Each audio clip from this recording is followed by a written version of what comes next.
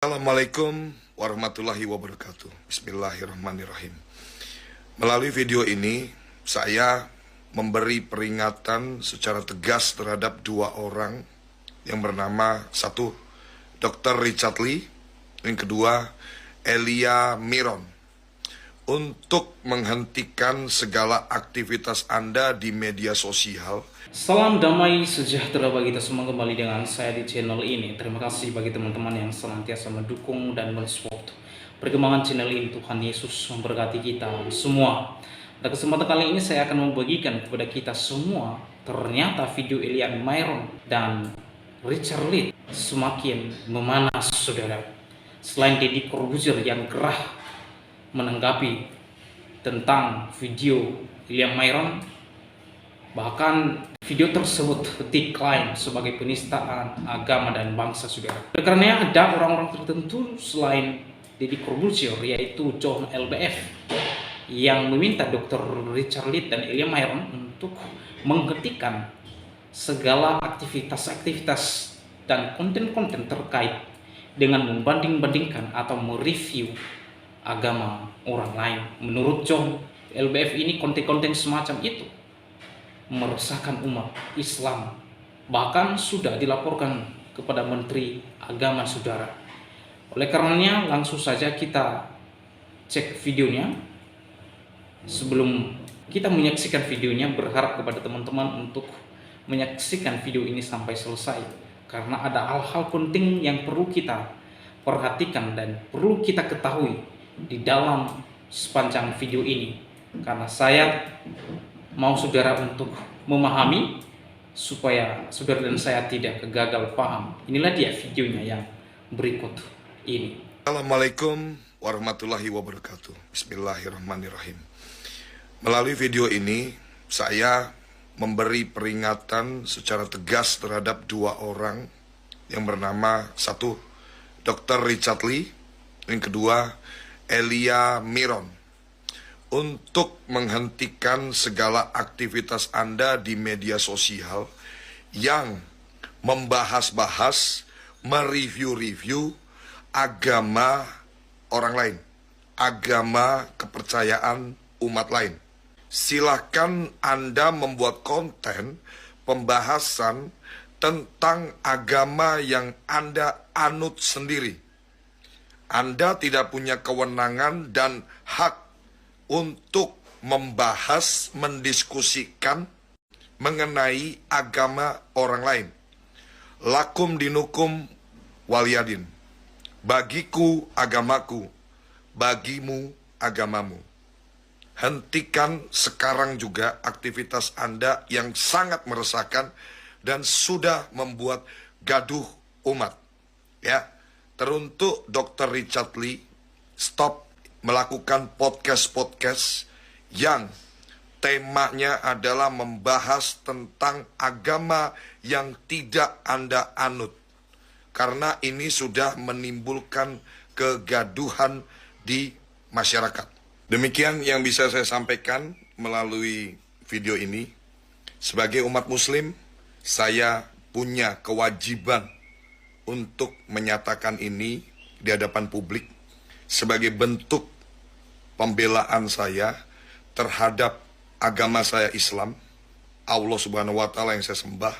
Saya merasa tersakiti sebagai umat muslim di mana kalian berdua membahas-bahas, mereview-review agama yang saya anut, yaitu agama Islam.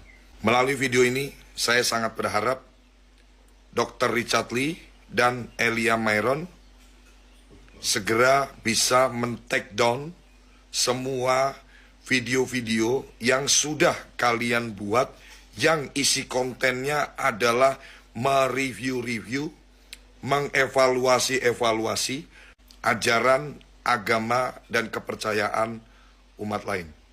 Sekian dari saya, John LBF. Ada yang lucu ya dengan statementnya John LBF ini, karena terdengar cenderung subjektif dan ada sentimen di dalamnya. Surat terbukanya secara khusus hanya ditujukan kepada podcastnya Dr. Richard Lee yang baru pertama kali ini mengundang Elia Miron dan baru kali ini juga bahas tentang agama. Dan kalau kita perhatikan, sebenarnya Elia Miron hanya menjawab berdasarkan perspektif agamanya sendiri, bukan berdasarkan perspektif agama lain ya. Tapi entah kenapa John LBF ini seperti kepanasan. Sementara di sisi yang lain, John LBF ini seperti tutup mata dengan adanya podcast seperti podcastnya Donditan yang saban hari membahas agama Kristen dan juga mengotak-atik Alkitab. Lalu juga ada podcastnya Ustadz Kainama yang saban hari juga suka ngotak-ngatik Alkitab bersama Ipung Atria, atau juga di channelnya Mualaf Center Raya Sofia. Dan kalau kita mau adil untuk membandingkan, sebenarnya pembahasan Kristen dengan Islam itu bisa 1:10 loh. Belum lagi ada Deddy Corbuzier yang membahas Kristen ketika mengundang Babe Haikal Hasan baru-baru ini.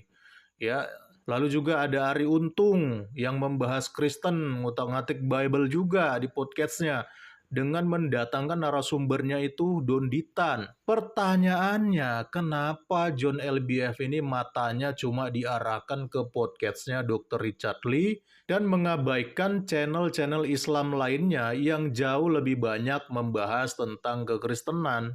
Apa jangan-jangan John LBF ini punya dendam pribadi kali ya dengan Dr. Richard Lee? Karena dia ini pernah dibahas Dr. Richard Lee di podcastnya terkait dengan penipuan uang 1,8 miliar. Bahkan dia sempat dianggap sebagai orang yang pura-pura kaya dan pamer kekayaan. Kalau misalnya aku ada salah, makanya aku minta maaf. Iya. Nggak apa-apa, kasih tahu aja. Terus hujat gue. Kenapa? Itu katanya lu disuruh stop media sosial. Nggak usah ditanggepin mah dia. Orang pansos jangan ditanggepin. Nanti levelnya naik. Lagian jangan tanggepin orang yang pura-pura kaya. Ya, terkait semua kejadian ini, apakah John LBF punya dendam pribadi dengan Dr. Richard Lee atau John LBF hanya ingin pansos supaya namanya naik lagi, atau John LBF merasa tidak pede agama barunya dibahas? Apapun motivasinya, itu hanya Tuhan dan John LBF yang tahu. Bahkan gak main-main nih, dia sampai mendatangi Kementerian Agama loh terkait dengan masalah ini. Dan meminta agar Kementerian Agama membuat regulasi supaya dilarang ini para konten kreator yang suka membahas dan membandingkan agama. Assalamualaikum warahmatullahi wabarakatuh. Shalom, salam sejahtera, Om Swastiastu, Namo Buddhaya, salam kebajikan untuk kita semua. Hari ini tanggal 6 Desember 2023, saya ada di gedung Kementerian Agama Republik Indonesia. Saya akan menyerahkan surat kepada Pak Menteri Agama, Pak Yakut Holil, untuk bisa mendapatkan jawaban ya atas pertanyaan yang saya ajukan ke Pak Menteri Agama. Jadi poin-poinnya adalah yang pertama, ini saya bacakan ya. Apakah semua rakyat Indonesia berhak dengan bebas membuat konten-konten di media sosial yang membanding-bandingkan agama yang satu dengan agama yang lain, serta mereview-review perbedaan agama yang satu dengan agama yang lain untuk mencari keuntungan pribadi? Yang pertama. Yang kedua, apakah sudah ada dan perlu adanya regulasi dan atau aturan-aturan terkait batasan-batasan yang baik dan benar, serta izin terhadap masyarakat Indonesia, khususnya konten kreator media sosial yang sesuai dengan aturan menurut Kementerian Agama terhadap masyarakat Indonesia yang terkait adanya konten-konten yang membanding-bandingkan agama di media sosial. Jadi yang pertama saya bertanya, apakah diperbolehkan semua orang membahas-bahas tentang agama yang harusnya sifatnya itu pribadi, dibahas ke ranah publik untuk mencari keuntungan pribadi? Ini pertanyaan pertama ke Pak Menteri. Yang kedua, harusnya sudah ada aturan yang mengatur ini. Jadi harapan saya dengan maraknya kejadian gaduh di media sosial ini yang mereview-review, membanding-bandingkan agama dijadikan sebuah bahan konten sehingga dimanfaatkan oleh akun-akun tertentu untuk mendapatkan keuntungan pribadi. Saya kira dari Kementerian Agama Republik Indonesia sudah waktunya untuk membuatkan regulasi sehingga konten-konten kreator, YouTubers, TikTokers, influencer ini harusnya kalau mau membahas konten-konten yang sensitif mengenai suku, agama, ras dan antar golongan harus bersurat dulu ke Kementerian Agama. Ya, apakah diizinkan? Kalau diizinkan baru silakan view buat kontennya. Ini ada 2 poin yang menjadi pertanyaan, dan saya berharap dari Pak Yakut Khalil, Menteri Agama, ya bisa memberikan jawaban segera atas pertanyaan yang saya kirimkan hari ini, dan kita udah dapat stempel resmi, ya suratnya sudah diterima. Ya, tadi saya sudah sampaikan juga bahwa surat ini bersifat sangat urgent, sangat penting untuk menjaga kerukunan umat di bangsa ini, karena negara ini penuh dengan toleransi, penuh dengan tegang rasa, saling menghormati agama A dan B. Ya, jadi jangan sampai ada oknum-oknum yang menunggangi, ya, untuk memperkeruh keadaan, untuk mengadu domba umat melalui aktivitas yang sangat tidak bertanggung jawab, mereview, mengunboxing agama A dan agama B di media sosial. Kenapa ini sangat penting, Pak Menteri? Karena tahun depan tahun politik, Pak.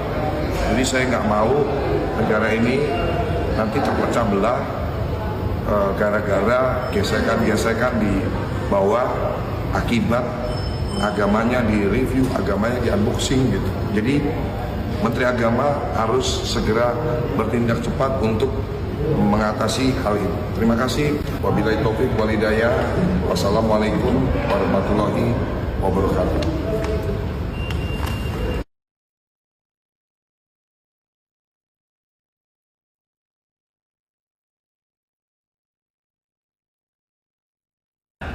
Mas, ini suratnya bersifat penting, sangat penting dari John LBF, ya Mas ya. Nah, mohon langsung disampaikan. Minta capnya. Iya, sangat penting karena ini mengenai kegaduhan di media sosial, oknum-oknum yang membahas tentang agama di media sosial.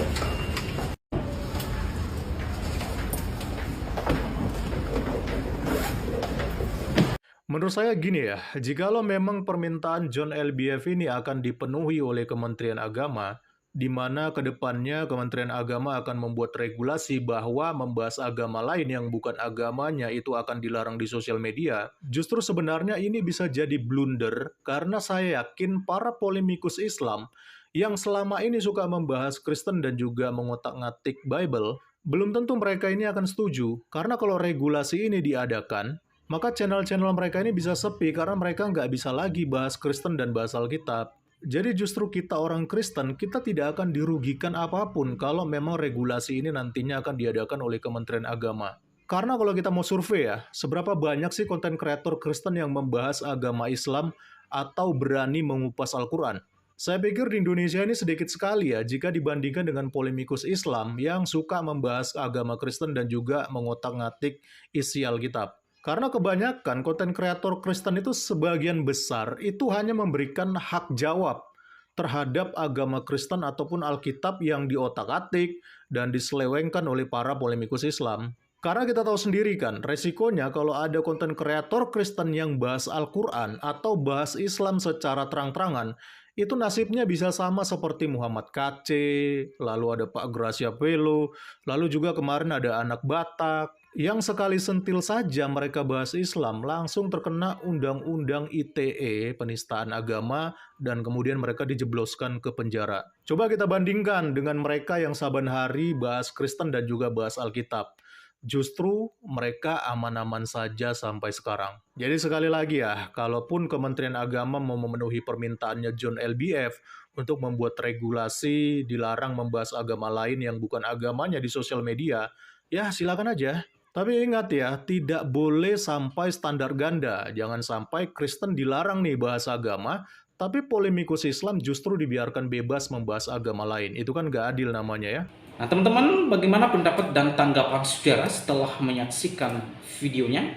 Berharap komentar saudara, komentar yang membangun, komentar yang positif, yang baik, yang mengedukasi, serta komentar-komentar yang bermanfaat bagi kita semua.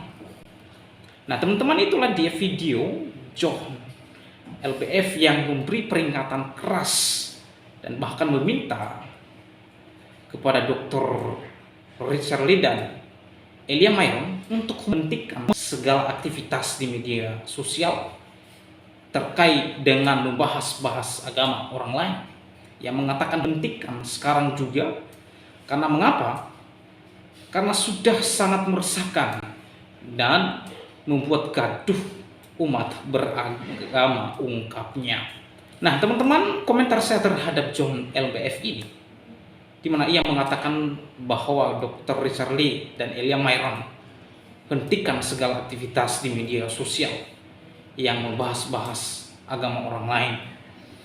Nah teman-teman, di dalam podcastnya Richard Lee, ia mengundang Elia Myron untuk memberikan wejangan-wejangan, buah atau gagasan, pikiran terkait dengan Israel dan Palestina, kemudian dengan penjelasan tentang iman yang Elia Myron yakini dan yang imani. Pertanyaan saya kepada John LBF ini, apakah Anda sudah menonton video konten Dr. Richard Lee sampai selesai terkait dengan Elia Myron? Sebab di dalam podcast itu Elia Myron bukan sedang membahas agama orang lain. Bukan, saudara. Elia Myron sedang menjawab pertanyaan berdasarkan perspektif iman Kristen. Sekali lagi saya mau katakan, sebab di dalam podcast itu Elia tidak sedang membahas-bahas atau membanding-bandingkan agama orang lain. Di sana Elia Myron menjawab berdasarkan perspektif imannya Kristen dan kepada Yesus Kristus. Nah, itu yang pertama. Yang kedua, John LBF ini tidak paham studi perbandingan agama.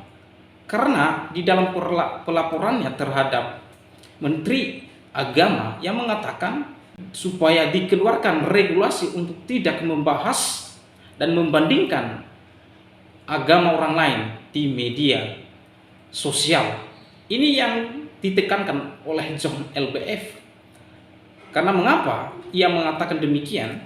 Karena di dalam podcast Dr. Richard Lee dan Elia Myron, ia sangat diresahkan dan menganggap iman yang diyakini dan agamanya telah dibahas-bahas oleh orang-orang tertentu, sementara orang-orang tertentu tidak memiliki kapasitas untuk membahas agama yang diyakini. Ya. Dan di sini ia mengatakan bahwa harus dikeluarkan regulasi untuk tidak membuat konten-konten yang membandingkan agama dengan agama yang lain. Nah, teman-teman, John LBF ini tidak paham bahwa studi perbandingan agama itu ada. Ya. Bahkan ada orang-orang yang belajar studi perbandingan agama. Studi perbandingan agama disampaikan melalui artikel-artikel atau jurnal-jurnal, dan bahkan ada yang sudah dibukukan. Studi perbandingan agama ada melalui diskusi-diskusi lintas agama. Tentu diskusi ini tidak menjelek-jelekan agama orang lain, tidak merendah-rendahkan, menjatuhkan dan mengolok-olok. Tidak. Tentu di dalam diskusi ini diskusi yang inspiratif dan mengedukasi semua orang. Demikian Elia di podcastnya Dr. Richard Lee. Elia di sana tidak sedang menjelek-jelekan, melecehkan, menghina agama John BLF ini. Ya. Elia tidak sedang menjelek-jelekan agama saudara John LBF. Tidak. Di sana Elia sedang menjawab pertanyaan berdasarkan perspektif iman kekristenan. Tentunya iman di dalam Yesus Kristus. Tentu kita belajar studi perbandingan agama tujuannya bukan karena untuk menjelek-jelekan, tetapi untuk kita wawasan mengenai agama lain. Ya. Jadi berbeda dengan orang-orang ini, John LBF, ya. Orang-orang ini mereka beragama Islam, menghina, melecehkan Tuhan Yesus Kristus. Ada yang mengatakan tanggal 25 Desember adalah hari setan. Itu Kainama yang mengatakan demikian. Ada yang mengatakan bahwa kitab ini Spanyol, paruh nyolong. Ada Menaki Alim yang terang-terangan yang mengatakan bahwa Alkitab sudah dipalsukan, Taurat dan Injil sudah dipalsukan katanya. Haikal Hasan yang mengatakan bahwa Tuhan orang Kristen itu diangkat pada tahun 325 Nikea. Semua orang juga tahu bahwa pertama kali Yesus diangkat jadi Tuhan tahun 325. 25 Desember adalah hari lahirnya setan yang namanya Sol. Dia jadi Tuhan. Boleh nggak saya bilang bahwa kitabnya orang Kristen ini yang separuh tuh nyolong dari sini? Nyolong. Saduran gitu. Jadi ya. saya bilang ini kitab Spanyol gitu. Separuh nyolong gitu. Mau salah mau benar ini, orang Kristen tetap masuk neraka, orang Islam tetap masuk surga. Meskipun kita tahu Taurat itu sudah dipalsukan, meskipun kita tahu kitab Bible, kitab Injil sudah dipalsukan. Orang-orang ini adalah beragama Islam. Nah, teruntuk kepada John LBF, jangan tutup mata ya. Saudaramu yang seakidah denganmu membahas bahasa Alkitab, mengutak-atik Alkitab, menista Alkitab. Mereka berkata Alkitab sudah dipalsukan. Kami orang Kristen diam saja. Ya. Dan tidak membalas. Mengapa kami diam dan tidak membalas? Karena kami tahu orang-orang ini, orang yang menghina Tuhan dan menghina Alkitab, mereka ini tidak waras. Pertanyaannya, mengapa harus dipolisikan orang-orang ini? Sementara mereka tidak waras. Buang-buang energi saja. Yang kami lakukan adalah mengcounter dan meluruskan serta berapologetika. Perlu John LBF tahu, di podcast Dr. Richard itu, William Myron sedang berapologetika. Jadi mungkin John LBF tidak tahu itu apa itu apologetika. Jadi sekali lagi, William Myron di podcast Richard Lee bukan sedang membahas agama lain, namun ia sedang berapologetika dan menjawab sesuai dengan pertanyaan yang ditanyakan kepadanya, dan ia menjawab itu di dalam perspektif iman kekristenan. Oleh karenanya demikian video saya kali ini, sampai bertemu di video saya selanjutnya saudara. Tuhan Yesus memberkati kita semua. Shalom.